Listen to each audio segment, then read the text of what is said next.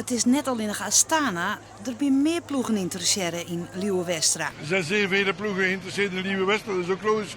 Het is een goede renner. Een renner die kan werken voor de kop, maar een renner die kan op kop rijden. Dus iedereen gaat voor Liewe. Had er geen enkel probleem zijn, die gaan weer een ploeg vinden. De hutfietser weet van de interesse al, maar kan er zelfs nog net een soort toe sissen. Ik weet eigenlijk nog van niks, want ik zit hier in de Tour en mijn manager André die doet zijn werk en ik had er alle vertrouwen in dat hij dat gewoon goed doet. En dan de Tour, dat het om gaat. Hoe gaat het met Liewe in deze zwiere ronde van Frankrijk? Hij begon blessure na een zwiere val in de Dauphiné Libéré. Ja, het bloot gewoon een beetje stier eromheen, maar normaal had ik er met fietsen geen last van. Ik hoop gewoon dat het gewoon goed is en dat ik gewoon optimaal kan presteren, zeg maar. Gaat in het begin van de Tour nog wel een soort les van hoor?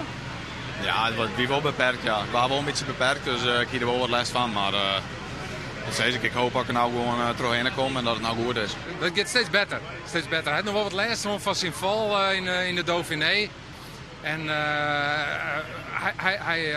hij wordt alles steeds beter in deze Tour. Zei Feiko Dauma uit Haans, de fysiotherapeut van Leeuwen, die een extra band met de hutfietser heeft vanwege de Frieske achtergrond. Dat gaat toch zo. Als je dezelfde taal praat, dan heet het gauw even ergens om met elkaar.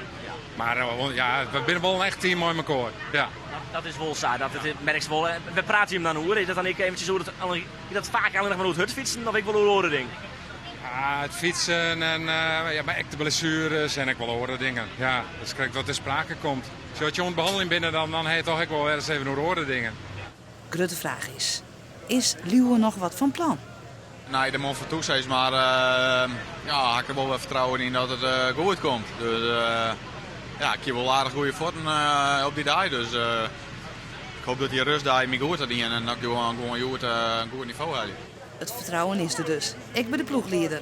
Ik denk dat Liewe toch nog in de komende dagen nog van zich zal laten spreken een keer in de omstappingen mee te gaan. En onder de fans die naar Frankrijk gaan binnen, zullen het zeker net lezen.